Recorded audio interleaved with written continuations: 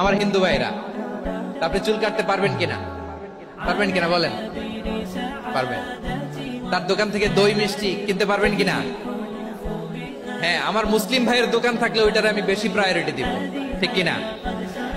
কিন্তু যদি তাদের সার্ভিস নিতে চান, প্রোডাক্ট নিতে চান, পারবেন। তার দলিল সহিহ বুখারী, আম্মা জান আয়েশা রাদিয়াল্লাহু তাআলা আনহা বলেন, ইশতারা রাসূলুল্লাহ সাল্লাল্লাহু আলাইহি ওয়াসাল্লাম মিন ইয়াহুদিয়িন তুআমান ওয়া রাহানাহু দিরআহু মিন হাদিদ। রাসূল সাল্লাল্লাহু আলাইহি ওয়াসাল্লাম এক ইহুদির কাছ থেকে, কার কাছ থেকে? সবাই বলে নাই কার কাছ থেকে? আমার নবী, পেয়ারা নবী এক ইহুদির কাছ থেকে জব কিনেছিল। জব, বার্লি, যেটা দিয়ে রুটি বানায়।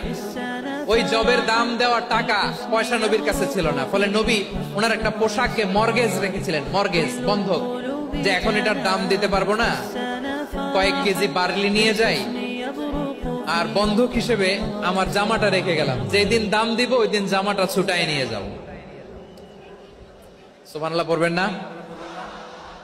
বাকিতে নিছিলেন, বাকিতে। দিরআহু মিন হাদিদ, লোহার তৈরি বর্ম, মানে যুদ্ধের পোশাক, লোহা দিয়ে বানানো।